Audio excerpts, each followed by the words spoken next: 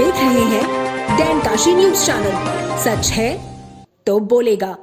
वाराणसी के काशी हिंदू विश्वविद्यालय के प्राचीन भारतीय इतिहास, संस्कृति एवं पुरातत्व विभाग द्वारा स्वर्गीय प्रोफेसर ए.के. नारायण की 100वीं जन्म शताब्दी के उपलक्ष्य में विशेष शैक्षणिक एवं सांस्कृतिक कार्यक्रम की शुरुआत की जा रही है।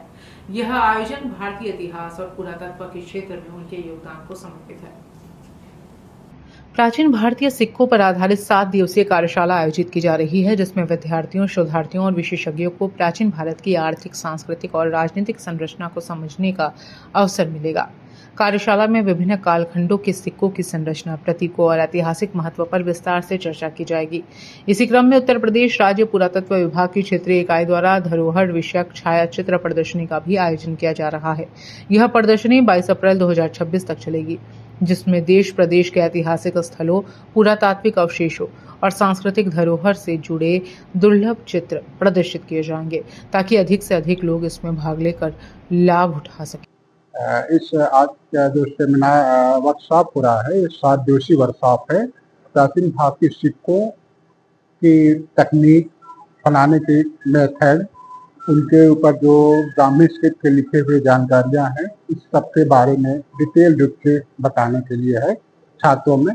और दूसरी बात यह है कि छात्रों में नुस्मैटिक विषय के प्रति रुचि कैसे बढ़ाई जाए, क्योंकि ये बहुत ही कम विश्वविद्यालयों में पढ़ाया जाता है।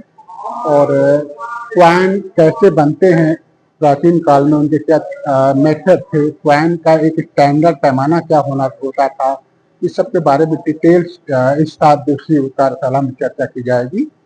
और इसके जो मुख्य वक्ता हैं वो IRNS अंजनेरी नासिक के डायरेक्टर श्री अमृतेश्वर झा जी और हिंदुजा फाउंडेशन से श्री मनीष वर्मा जी, ये दोनों लोग इन 7 दिवसीय कार्यशाला में प्राचीन भारतीय सिक्कों की तकनीक, कला, इसके बनाने के प्रक्रियाओं के बारे में चर्चा करेंगे।